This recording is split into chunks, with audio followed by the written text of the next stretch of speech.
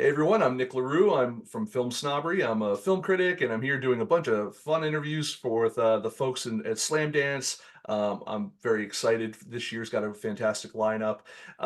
Who am I speaking with today? Hi, I'm Stephane Grasso. I am the producer and director of Migrant Sea, which you can see at migrantsea.com. It's an online multimedia interactive web documentary um, that's part of Slamdance's digital interactive and gaming selection this year. I'll probably end up explaining a little bit more what it's about in a bit, but it's about African migrants crossing over to Europe. Yeah, and I'm excited to be here. Uh, Fantastic. So where did this idea come from? There's a lot of talk about migrants Yeah. all over the world. Obviously, in the United States, there's the southern border issue. Then there's the one that you're seeing as well. Um, where did this kind of originally where did the idea for this germinate from? So this is a long answer, so I'm going to give you Please a lot do. of context. Okay, great. So I am. I mean, it's personal to me. Namely, I'm half Italian, half French. I'm Canadian born, but my family's from there. So I spent months every year in Italy. So I consider that I grew up there in part as well. And one thing that was pretty remarkable, especially during my teens, since like the late 90s, early 2000s, is that we would see on the news, we would see these ships of African migrants either crossing over to Italy or being rescued at sea. And at the time when I was a kid, Italy was a very homogenous society. It was very white, which now it's like very different, namely because of this phenomenon. But yeah, it was something that was like that was pretty routine at the time, and I always wondered why it wasn't really being covered more internationally because it was happening a lot. That changed in like 2014, 2015, Mhm. which sort of like triggered something in me to decide to sort of like move forward with this project. Basically in 2014, 2015, if your viewers were maybe too young to remember this, there was a lot of media coverage about migrants crossing the Mediterranean over to Europe. And it was this it was like big coverage for months, and it was sort of like covered as like the Mediterranean migrant crisis. Now, I had a particular issue with the way it was being covered, namely because so coverage really started when about 1 million Syrian refugees fled Syria after the escalation of the civil war there, and also a lot of Afghans and Iraqis. And what they would do is cross the Eastern Mediterranean into Greece by boat. And on the other hand, there was this phenomenon, which, as I just described, was African migrants, namely sub-Saharan African migrants, which means that they're more like they're below the Sahara. The Sahara is this like big desert, this big belt in northern Africa. So these are these 13 countries sort of below this.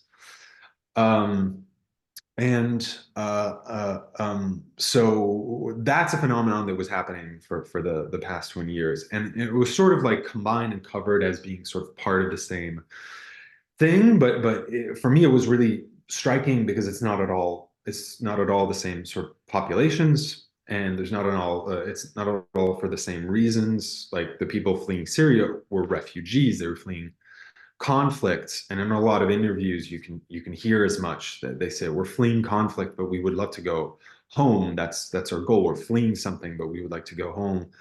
Whereas there's a lot of refugees as well leaving Africa, but many of them are migrants who are leaving their home countries and trying to build like more stable lives up in Europe. But the big difference is that they're from like 13 countries, and each country has all these different ethnic groups and different regions. So like the reasons are really diverse.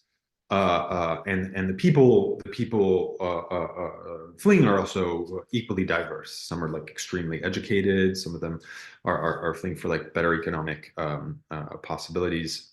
But so they're two really distinct phenomenons. And me seeing everything covered was already it was a bit preoccupying because on one hand, like I said, Syria had a very like clear cause, whereas sub-Saharan African migration was a completely different. Like it had people crossing the Sahara, which is super deadly, and then being in Libya, which is very dangerous, Yeah. and then crossing the Mediterranean, which is equally like incredibly deadly. And yeah, so that sort of affected me. And the second thing that sort of struck me was a lot of the coverage was of these search and rescue operations at sea. So these migrant boats, often like big inflatable boats with like 150, 200 people, either being rescued or um, found at sea, sinking at sea. And there was a lot of coverage of these big dramatic rescues. And for me, watching that over and over and over again, I realized that the coverage really focused on that, and I thought that was particularly disturbing in that it was really dehumanizing to a certain extent. And I'm not saying this is any by any like ill intent on behalf of the media. A lot of them were just covering the news and they were trying to sort of cover the issue, but it because it was focusing on that, they just sort of ended up being portrayed as these like anonymous black suffering masses Poverty being porn, rescued as they by call it, um, right? white people. What?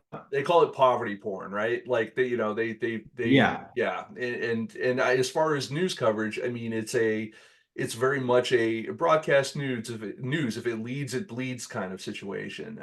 yeah, It it's weird how something that is supposed to be very straightforward, like there is a migrant crisis of some sort, or there is yeah, we're seeing an influx of migrants from, these sub-Saharan countries. Maybe we need to do something about this, but rather than it becomes sensationalized and it becomes something different. That it's interesting, w- the timing for a lot of this because it's about a year north or south of when a lot of things politically started shifting around the world, not just in yeah, the United States where we are, or where I am anyway. But you started seeing more stuff worldwide, and those conversations became more and more about they're coming, blah blah blah blah blah. Did yeah. this become did that whole aspect of it factor into your project?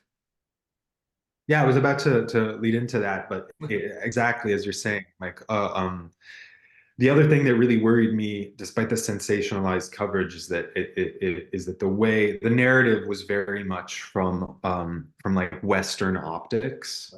Not all media organizations did this, obviously, but it was again not meant in a negative way, but it was really from like the inside looking out.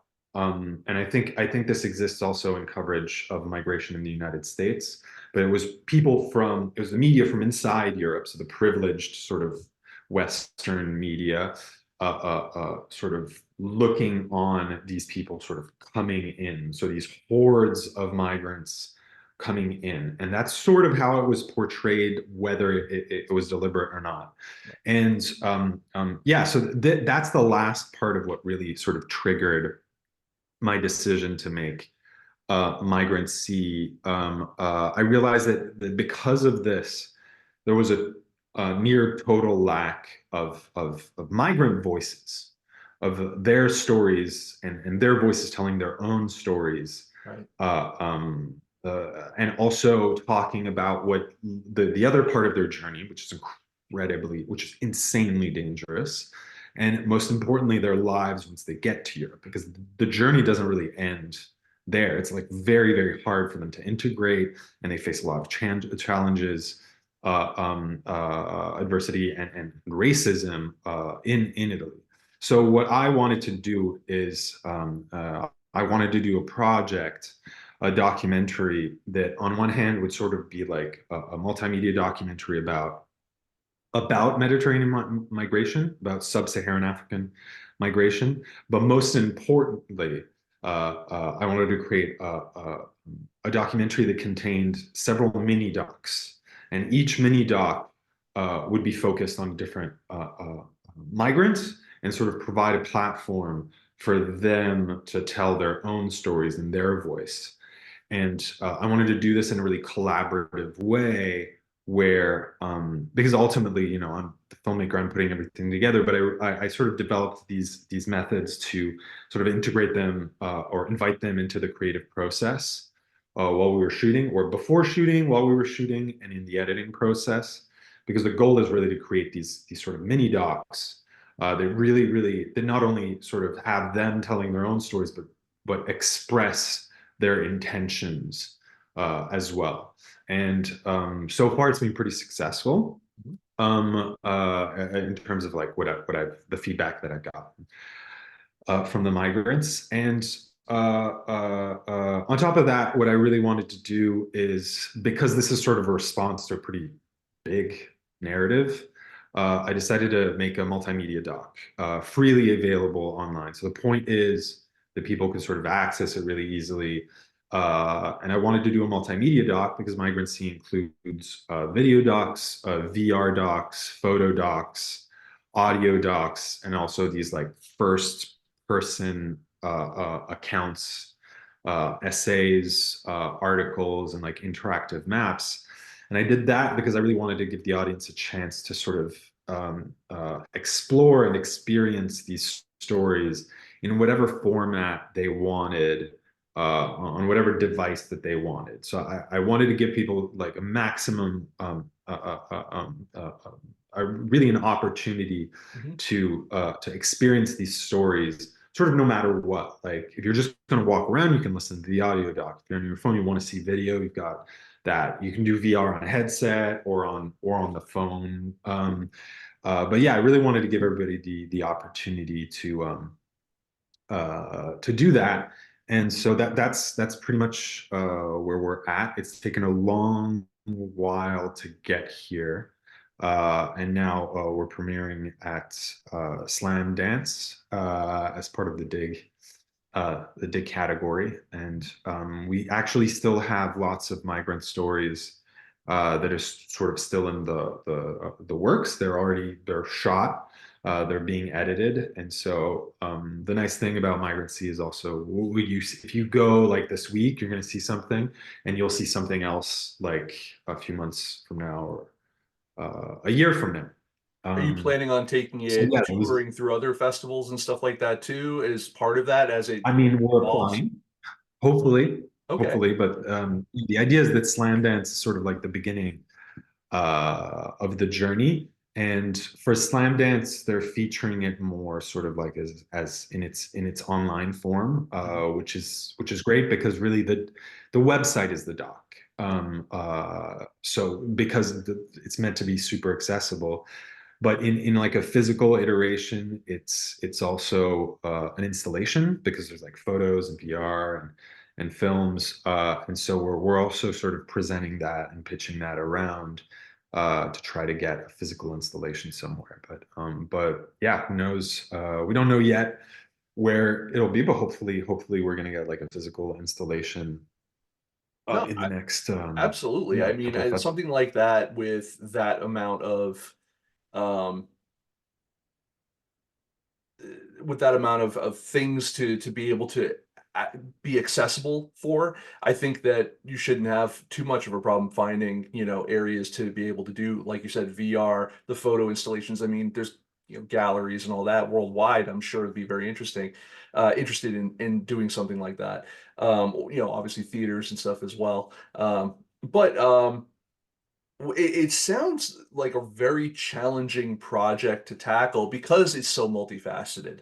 Like when you were first kind of getting everything together for it, was it initially conceived as, we're going to make a movie? Because I know you also have a background in, commercial and news and all these other kind of, things. So was a document like just a regular film documentary the first thing you thought of, or did you just say, you know what?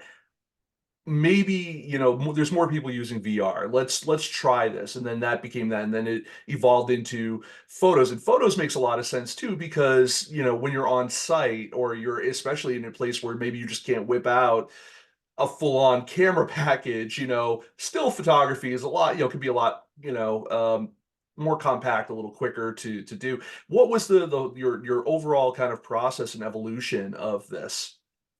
That's a really interesting question with a couple of interesting answers. But no, this was always conceived as a multimedia doc, specifically because, as I said, like the problem was like the broader narrative. Mhm. And I realized also working in journalism that there's like that people had a certain amount of compassion fatigue. And so I was trying to find new ways to sort of reach people and also engage people. And with the understanding that this is sort of like a tapestry of different stories, because this millions of people, over 1 million people have reached Europe, which isn't to count the hundreds of thousands that have likely died on the way to Europe. So I knew that there were going to be individual stories, and also by that point I'd worked in news and in as a documentary filmmaker with several human rights NGOs. So and also photojournalists. So I know I was lucky that I had the skill set Mhm. and this experience and all these things, and it sort of like dawned on me pretty early on that it would be really interesting to offer all these different possibilities in terms of ways to experience. And I'm like addicted to podcasts, so the audio thing Well, I got one came for pretty you. Comes out naturally. every Thursday. No. Great, yeah, yeah, yeah. Well, let's plug it. Let's plug it. Oh, of course, it's But Film Snobbery Live every Thursday night at 8 p.m. yeah, Eastern. But yeah, filmsnobbery.com. but yeah, but the second part of that is the sort of like touches on something that you'd mentioned. There was a sort of secondary side effect of this decision, which was really really interesting. That it was an unintended side effect, which is when we showed up and we were shooting, I would always obviously contact people in advance, but the way to really like sign people up for it is to meet them in person and to really discuss the project and see if they were interested, how interested they were. Mhm. And like I said, the point is really to be for the project to be collaborative, and the advantage of having all these different media to work in is that I would be able to sit down and, as you were saying, have this conversation with someone and be like, okay, what do you want to do? What medium do you want to use to tell your story? Like, if you want to remain anonymous, let's do audio. If you don't mind like Good idea. a camera, but you don't like how invasive a video camera is, as we're saying, let's do photo. But so it was a really nice way of sort of like giving agency to them. Mhm. And like from the very get-go, it's to at least assure that it's you have control over the way that your story is going to be told, at least the medium.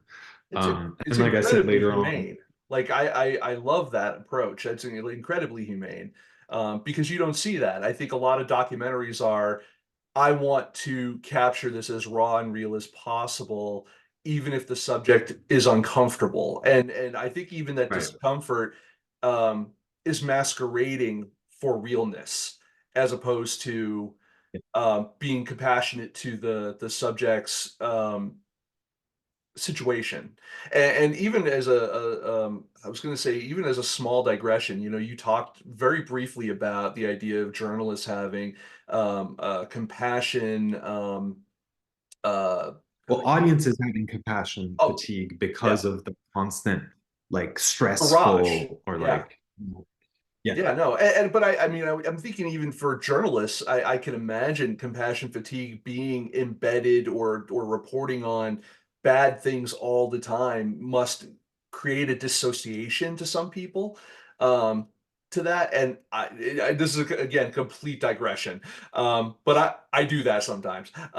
Just the idea of like I think an interesting conversation or documentary or something to be had with journalists talking about the various ways their coping mechanisms are of dealing with it's another 100,000 murders today. How are we freaking gonna yeah. report on this? And the idea of, or genocide over here, or fires over here, and or all of those things that happen.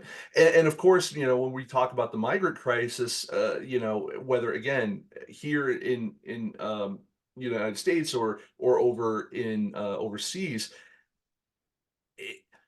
I feel like we hear about it so much, even from an audience standpoint, and of course, from a reporting standpoint.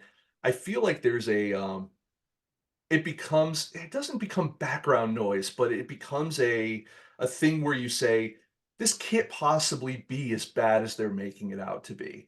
And, Mhm. like, "Oh, they must be sensationalizing that. Those numbers must be Yeah. inflated."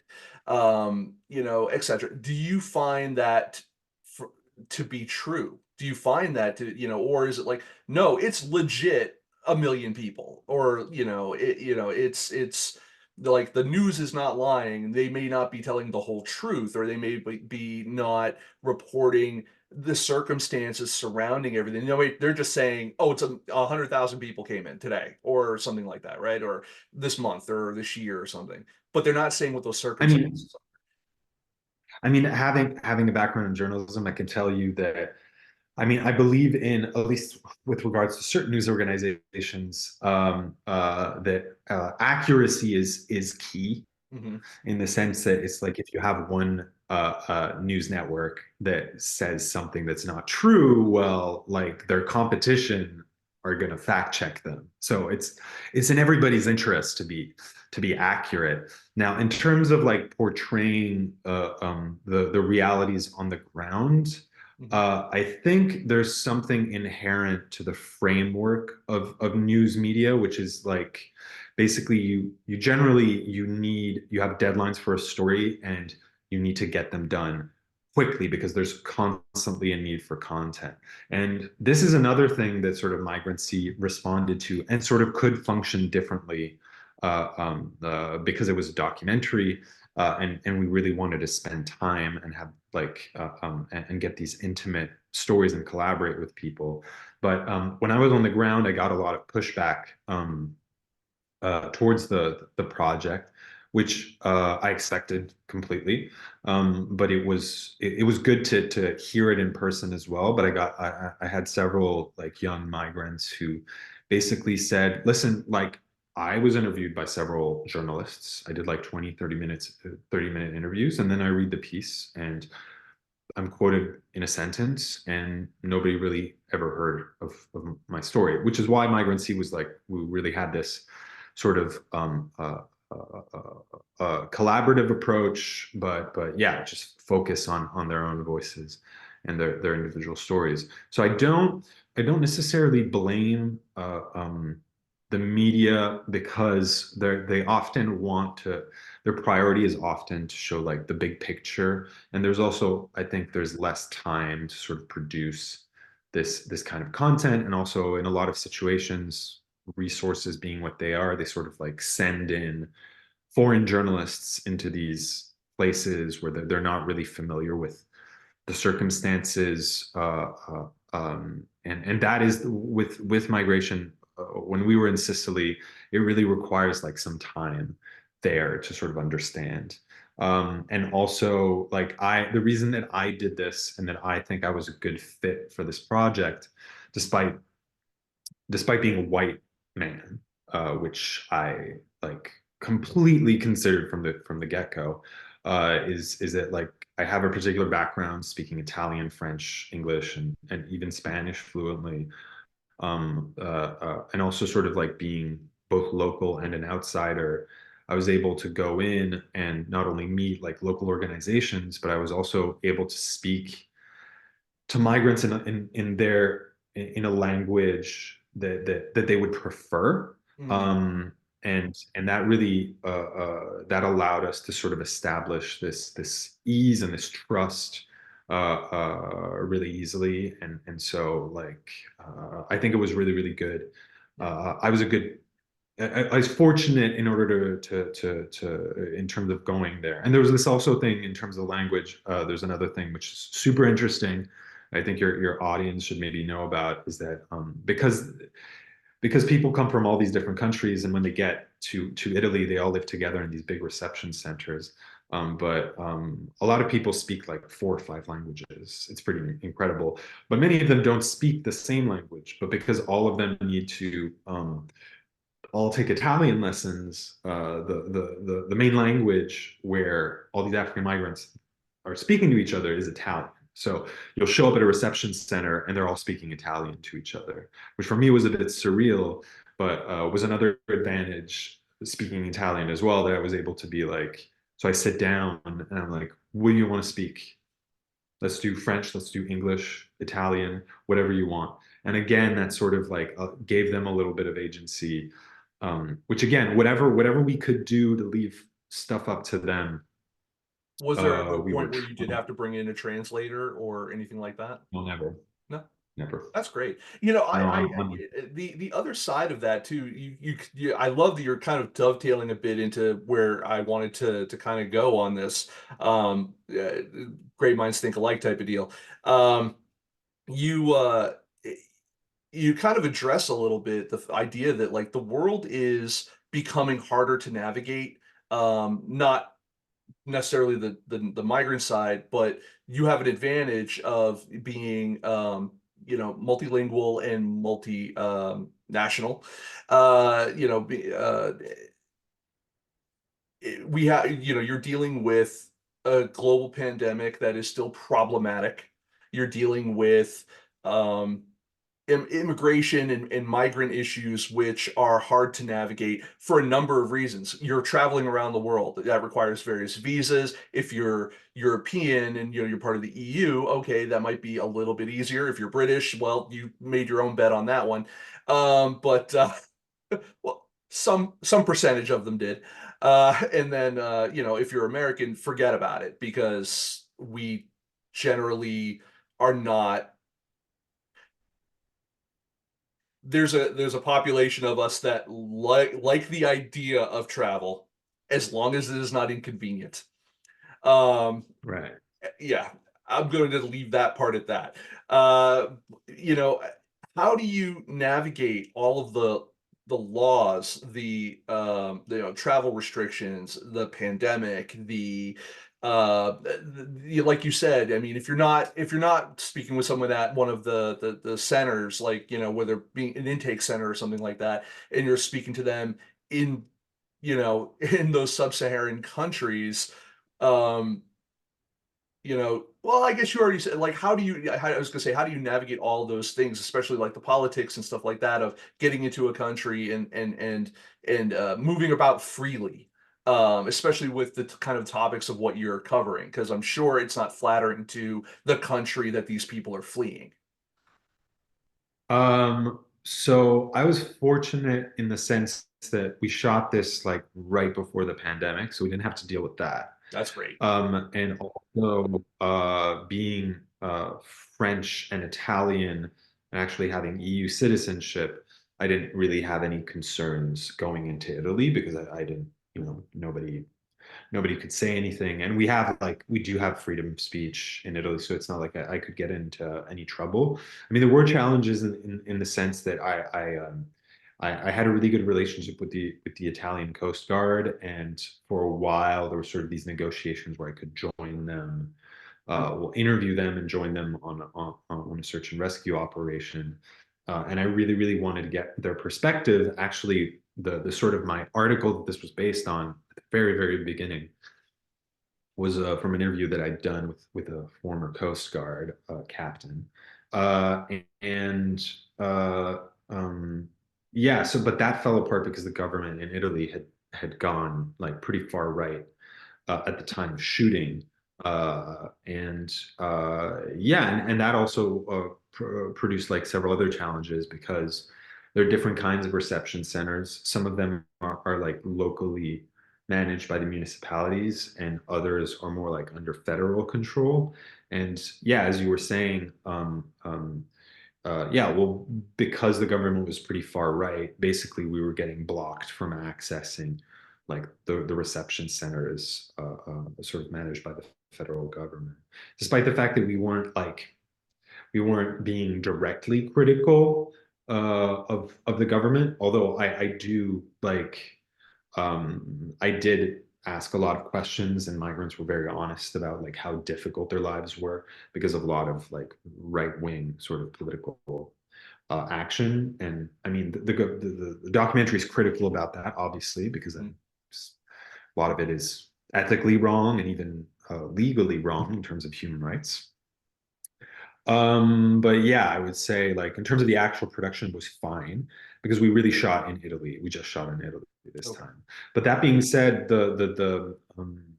like I said, Migrant Sea is sort of like an evolving project, and I want to keep adding stories. But the goal also in the future is definitely to expand it to other media, and I would love to. Well, right now I'm sort of considering developing this into a streaming like limited series documentary that would require us to go to like countries of origin and sort of like go along to follow some or to go in different steps of the journey, which is as an important side note is also why I'm also looking for uh, um, um, Black and African directors and producers and artists with whom to collaborate, which is also why I'm going to Slamdance because I find it important as sort of like the project continues Hmm. to get creators, namely Black creators who have a certain understanding that like I can't possibly have to have them to step in and to work with them because like I said the documentary the version that we did or the step that we did I think it was I was a good fit but moving forward I mean I always wanted to have a really diverse crew behind it because I was always considering this sort of positionality as a white man Yeah. and the fact that it's if I were to just do the whole thing myself the whole way through, I think it would be a problem, and it sort of works against what the purpose of the, the project is, which Well, is yeah. namely to highlight migrant voices, but also to highlight diverse voices, and yeah, Well, I mean, so yeah, you know, even though you have this multicultural heritage yourself, it's still you're a white man, more or less, you know. yeah, That's yeah. It's really difficult to tell, especially African stories for folks that don't have some level of roots in the African experience or indigenous roots somewhere, depending yeah. on what kind of story you're trying to tell. Um, I think But that's as you're fantastic. saying, actually, to touch on that, it's when I went into Migrant Sea, I'd already had at that point been working for several years with human rights NGOs and namely with indigenous communities and sort of like vulnerable or oppressed communities. So when going into Migrant Sea and working with these like survivors of war and trauma, I really I find it important to call them survivors because they literally survived stuff. I Yeah. mean, I don't know. I don't know if I could have survived it because their stories are incredible. And so I developed this sort of framework beforehand in order to try and yeah, this method of trying of making these pieces, trying to really focus on highlighting their voices. It's something that I'd sort of um, figured out before as well. And yeah, specifically because because of what you were saying. But I'd also done that in different communities. Like I'd filmed with the Rohingya, with like indigenous tribes in northern Thailand, and working with kids in indigenous communities in Canada. But Fantastic. yeah, super important. That's great. Yeah. You know, and uh, it's always weird to me that in the United States anyway, we have a situation where one of our largest symbols was given to us by the French that literally says, "Come on in." Yeah. And for the longest time, that was the norm. Like we were called the melting pot. We succeeded because of our diversity.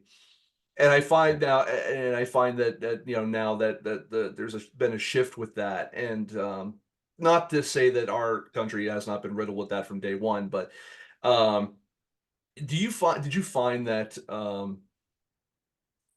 that the Italian government, and you can answer this in whatever way is best for you.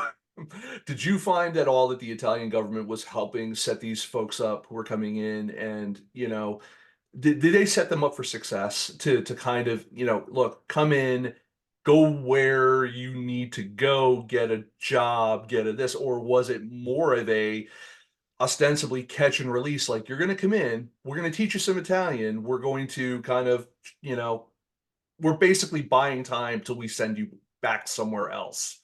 The answer is really complicated, I to be imagine it would honest. be. Yeah. In terms of like Italian policy, uh, like I said, like the arrival process is really complicated. Italy isn't exactly like one of the most wealthy countries in Europe, and there's also this European framework with regards to migration, and there's a lot of stress that was put on Italy in terms of arrivals and the way that like EU law functions. Actually, it's sort of been modified of late, but there's something called like it's part of the Dublin Convention. It's kind of like it's in the U.S. sort of has something similar. We call it like wet foot, dry foot, but basically the country where they arrive has to like register them and manage them and process their applications. And because there's such a heavy load on Italy, it required those to take like several years, because when you have like hundreds of thousands of migrants, you have to sort of review their cases and see if there's a legitimacy to their claims. Personally, I think that like anybody who survived that journey should have like a very good opportunity to come in.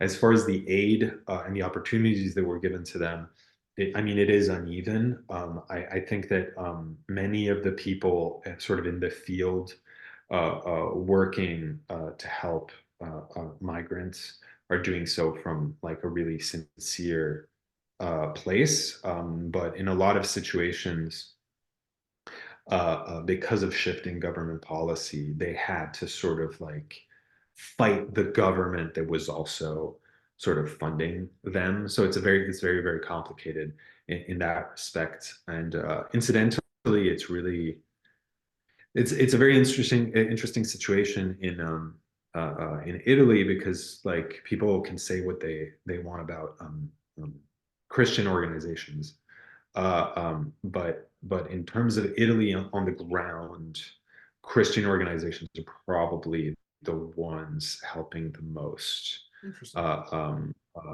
them and actually like left-wing socialist co-ops. They're kind of the two main sort of third-party organizations outside of the government that help people, and they do so consistently because they sort of function independently of policy. It's very interesting. And this also, like, isn't really, has nothing to do with religion. It's interesting in the sense that they help. They have this aid framework that's very secular, with a lot of like secular workers, and a lot of the migrants are Muslim as well. So it doesn't really have anything to do with More religion, of but a, it's it's an just the right interesting. thing to do, so we do it. Yeah, I gotcha. Yeah, Now, do basically. these governments that these migrants are fleeing, are they ostensibly calling up the Italian government? Because I'm assuming the Italian government has to report, hey, this person came into our country illegally or otherwise. Um, do they have, as you That's do another some kind of a background complicated check? Are the governments going like, yeah, send him back? that's another complicated issue. There are deportations, that's for sure. But that really, like I said, each migrant is evaluated, has their story sort of evaluated by a commission, in order to also determine what kind of sort of permit they would have. Some as migrants with a residency permit, where they sort of have to renew their their their their their their permit to stay in the country Mhm. every 6 months or a year or 3 years, versus refugees who have a legitimate claim for fleeing their country and they cannot go back, and they have a more sort of like more open-ended sort of permit to stay. But it does really depend on bilateral relations with the countries of origin. So it's really a case by case basis.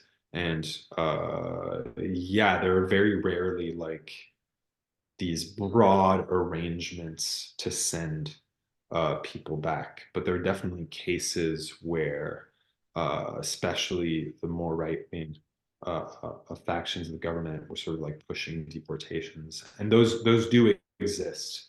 Yeah. But at the volume of migrants that are coming in, and with the diversity of like sort of backgrounds and push factors and reasons for leaving, there's no like broad deportation Yeah. policy With as with such. with that many migrants coming in, did you find in your as you were speaking with people and milling around and all that, did you find that there were mm, any cases at all, if not, or were there many, of people kind of slipping through the cracks at all? Of like, oh, this person, maybe they got their initial evaluation or however the intake aspect of this is done, but then they were kind of like, no, we've been here for 6 months, a year. No one has talked to us, or we can't get a straight answer, or whatever. Or All did the it time, seem like fairly well all the organized? time, Hmm?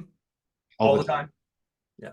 That's one of the major issues or challenges that's faced by migrants. That the reception system, because it requires like serious evaluation, and there's such a backlog because it's just Yeah. hundreds of thousands of people.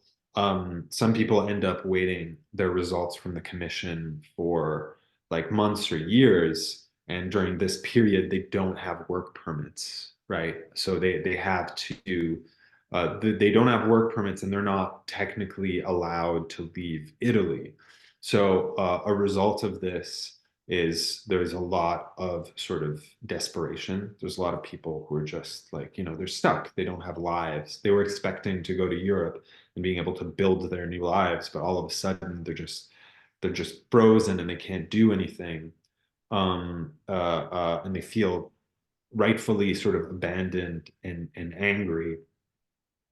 And also because of these situations, some migrants just said like, I can't wait around here. I have family, say, in Belgium, and I'm going to cross the border, and that also forces people to illegally cross into different countries. And we filmed in two different locations. The main one being Sicily, Mhm. where a lot of where migrants generally end up arriving, and the other one was a short sort of photo documentary about the border, the French border in the Alps, where migrants cross over, which is really dangerous, as well.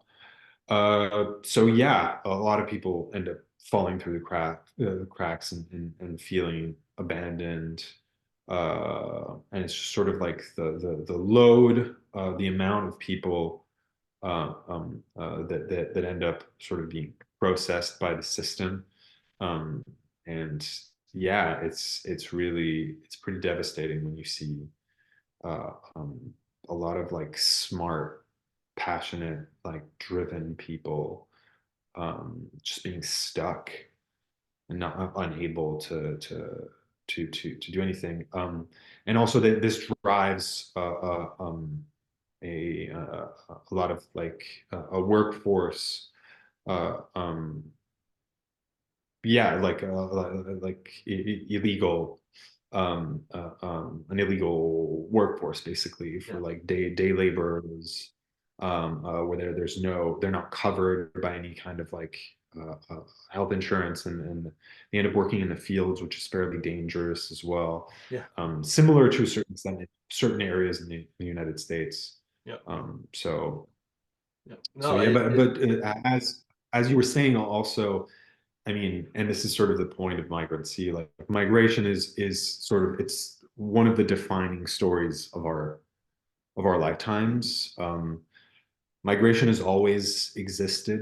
And I do find it a little bit of like an absurd notion because like borders are imaginary, basically. They exist because we say they do.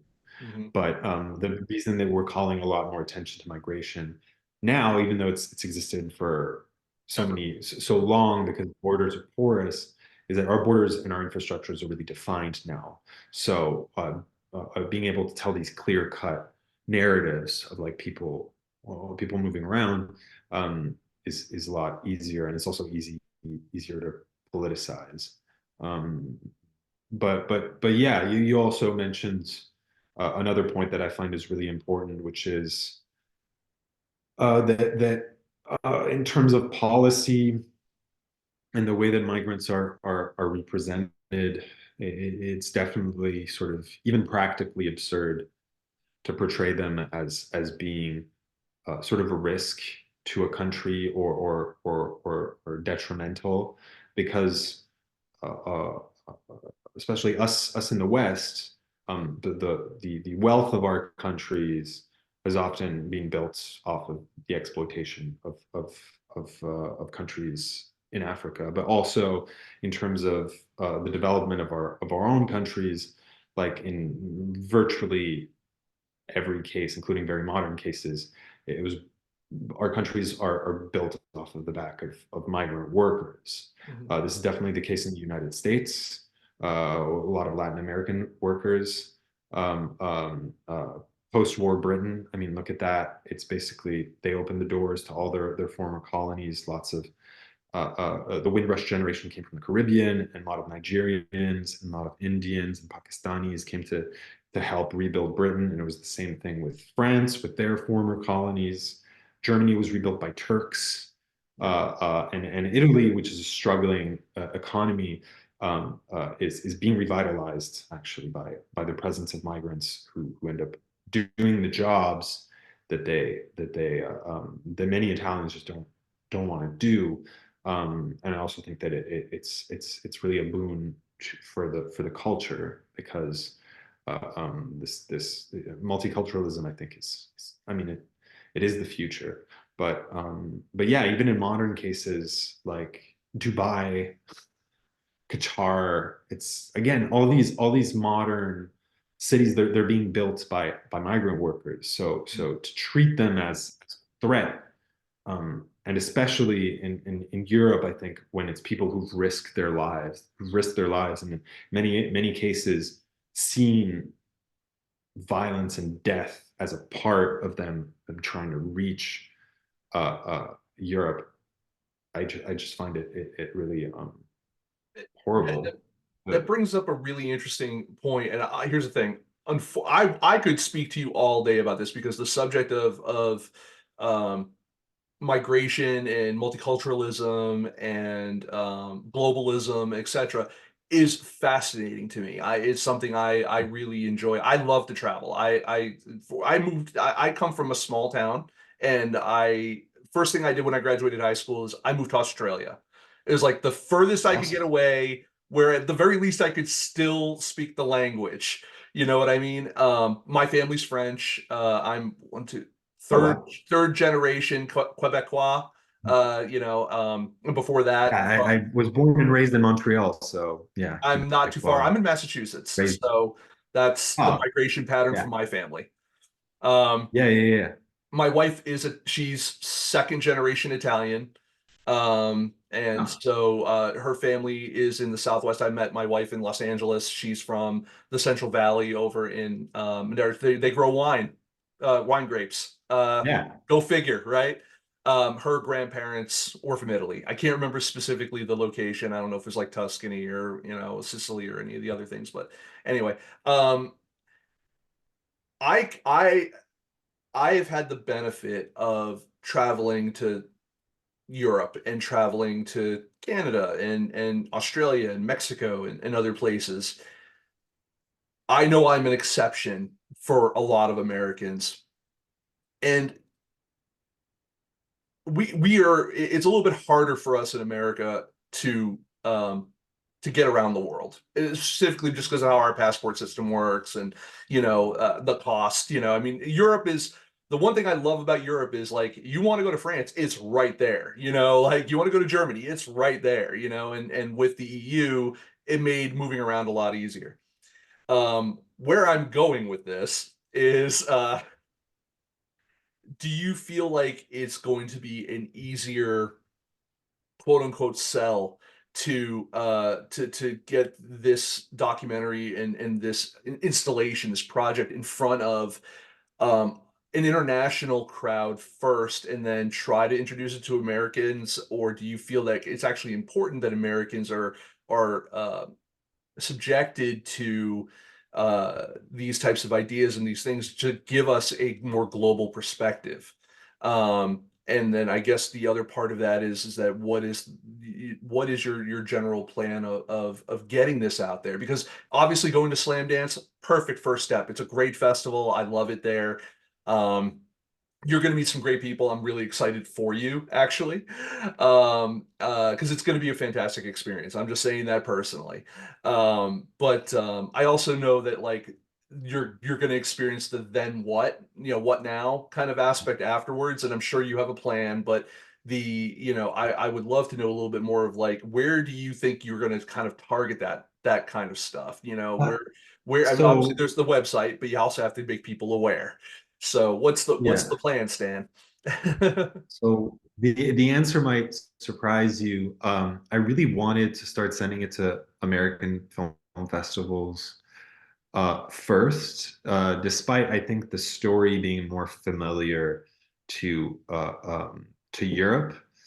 First off, because I'm being Canadian, I'm also a little bit more familiar with the U.S. Sort of uh, um, um, festival circuit and filmmaking in Canada and the U.S. But I wanted to bring it to the United States mainly because there's in terms of in terms of funding in the U.S. There's a lot of like private organizations who are interested in telling sort of these kinds of stories. Mhm. But also because I think I actually find that Americans actually have in a lot of cases a more distinct interest in these kind of stories, being a nation of immigrants. Strangely enough, I feel like there would be, and even more so than in Canada, for example. Um, uh, Not to mention the fact that it's like there's such a huge Black population that I think sort of like stories of African migrants. Possibly like would speak to a lot of people in the United States in a way that that's not necessarily the case elsewhere. But like practically speaking, yes, Europe sort of knows the issue firsthand. Yeah. Yeah, I really see the United States as sort of like a good first step in that journey. I do sort of have a plan at this point, but I was really like I've been working on sort of on starting at Slam Dance and trying to meet people. Like I said. in order to see where we can go with like a future version of the project. Yeah. But yeah, definitely sort of sending this around to festivals. But yeah, like honestly, like the more important festivals in the world specifically that have like XR or interactive categories, Yeah. they're based in the US. So yeah, that's why I'm focusing on US festivals uh, right now. But yeah, also from what I can tell, I get more. I get really interesting responses from American either critics or filmmakers. It's been really really positive in a way that I haven't really noticed necessarily elsewhere in the world. But like I said, it's complicated, but and I still have to send things around. But yeah, it's the U.S. just makes sense to me. I also grew up in Atlanta when I was a kid, so I have a special sort of connection to the U.S. Yeah, There's some great Southern festivals down there too. I'm a big fan yeah, of. yeah. I again, like I said, I could talk to you all day about this, and I'm sure that you have other more important things to be doing than talking with me. But I do appreciate the time that you've given. I want to respect that, and Mhm. I want to say good luck definitely at Slam Dance. Again, fantastic festival. And good luck with everything as the project moves forward. I'm going to keep tabs on it too because I like what you're doing. I appreciate what you're doing. I think that in a time where I think more people are closing their field of vision, I think some of it comes down to just there's too much. There's too much, so they're thinking a little bit more less broadly and more personally. But I think that these are Yeah. personal stories I think a lot of people can relate to. And yeah, I I would mean, say that's the point, right? yeah, yeah, You absolutely. can connect on an emotional All of this level. is connection. Yeah, yeah. So I want to say thank you so much. Definitely everyone check out migrantsea.com. Um, uh, check out, if you go to Slam Dance, say hi. And Yeah. no, thank you so much, Stefan. I appreciate it. Thank you for having me. Great questions. Happy to talk about this. And Awesome. yeah, if anybody's interested, if any of you filmmakers are interested in the project, give me a shout. Steph at migrantsea.com.